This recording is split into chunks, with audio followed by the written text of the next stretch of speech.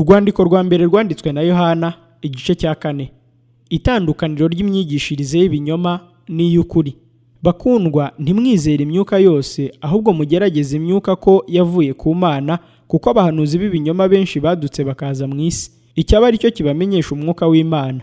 Umwuka wose uvuga ko Yesu Kristo yaje afite umubiri ni wo wavuye ku Mana, ariko umwuka wose utavuga Yesu utyo ntiwavuye ku Mana, ahubwo ni umwuka wa Antikristo, uwo mwumvise ko uzaza kandi none umaze kugera mu isi.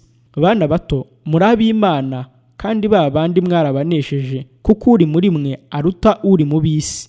Abo ni ab'isi, nicyo gituma bavuga iby'isi, ab'isi bakabumvira. Ariko twebweho turi abana b'Imana, kandi uzi Imana aratwumvira, naho utari uw'Imana ntatwumvira. Icyo nicyo kitumenyesha umwuka w'ukuri n'umwuka uyobya uwo ariho. Imana ni urukundo, gukunda Imana na bagenzi bacu. Bakundwa, dukundane kuko urukundo ruva ku Mana. Umuntu wese ukunda yabyawe n'Imana kandi azi Imana. Udakunda ntazi Imana kuko Imana ari urukundo. Iki nicyo cyerekanye urukundo rw'Imana muri twe, nuko Imana yatumye umwana wayo w'ikinege mu isi kugira ngo tubone uko tubeshwaho nawe. Muri iki nimo urukundo ruri. Si uko twebwe twakunze Imana, ahubwo nuko Imana ariyo yadukunze igatuma umwana wayo kuba impongano y'ibyaha byacu. Bakundwa, ubwo Imana yadukunze ityo, natwe dukwiriye gukundana. Uhereye kera kose ntihigeze kubaho umuntu wabonye Imana, nyamara nidukundana Imana iguma muri twe, urukundo rwayo rugatunganirizwa muri twe rwose. Iki nicyo kitumenyesha ko tuguma muri yo nayo ikaguma muri twe, nuko yaduhaye ku mwuka wayo. Natwe twarabibonye kandi duhamya ko Data wa twese yatumye umwana we kuba umukiza w'abari mu isi. Uvuga yuko Yesu ari umwana w'Imana, Imana iguma muri we nawe akaguma mu Mana. Natwe twamenye kandi twizeye urukundo Imana idukunda. Imana ni urukundo, kandi uguma mu rukundo aguma mu Mana, Imana ikaguma muri we. Ibyo nibyo bimaze gutunganya rwose urukundo muri twe, kugira ngo tuzatinyuke ku munsi w'amateka, kuko uko ari ariko turi muri iyi si.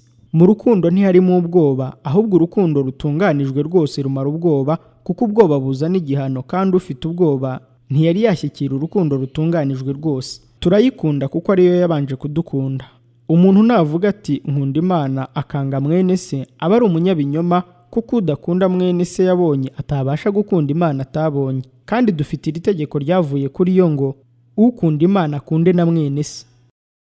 Urwandiko rwa mbere rwanditswe na Yohana, igice cya 5. Ibyo kwizera Yesu n'amaherezo yabyo. Uwizeye wese yuko Yesu ari Kristo niwe wabyawe n'Imana, kandi ukunda wese iyabyaye akunda n'uwabyawe nayo. Iki nicyo kitumenyesha ko dukunda abana b'Imana, nuko dukunda Imana tugakurikiza amategeko yayo. Kuko gukunda Imana ari uko twitondera amategeko yayo, kandi amategeko yayo ntarushya, kuko icyabyawe n'Imana cyose kinesha iby'isi, kandi uku niko kunesha kwanesheje iby'isi, ni ukwizera kwacu. Ninde unesha iby'isi keretse uwizera yuko Yesu ari umwana w'Imana? Niwe Yesu Kristo waje agaca mu mazi n'amaraso, si mu mazi yonyine, ahubwo n'amazi n'amaraso nayo, kandi umwuka we niwe ubihamya, kuko umwuka ari ukuri. Ibihamya ni bitatu: umwuka n'amazi n'amaraso, kandi ibyo bitatu birahuje. Ubwo twemera ibyo abantu bahamya, iby'Imana ihamya birabiruta, kuko iby'Imana ihamya ari ibi, ari uko yahamije iby'umwana wayo. Uwizera umwana w'Imana aba afite uko guhamya muri we, naho utizera Imana aba yise umunyabinyoma, kuko atemeye iby'Imana yahamije ku mwana wayo. Kandi uko guhamya ni uko Imana yaduhaye ubugingo buhoraho, kandi ubwo bugingo bubonerwa mu mwana wayo. Ufite uwo mwana niwe ufite ubwo bugingo, naho udafite umwana w'Imana nta bugingo afite. Ibyo ndabibandikiye mwebwe abizeye izina ry'umwana w'Imana, kugira ngo mumenye yuko mufite ubugingo buhoraho. Kandi iki nicyo kidutera gutinyuka imbere ye, nuko twumva iyo dusabye ikintu nk'uko ashaka, kandi ubwo tuzi ko yumva icyo dusabye cyose, tuzi nuko duhawe ibyo tumusabye.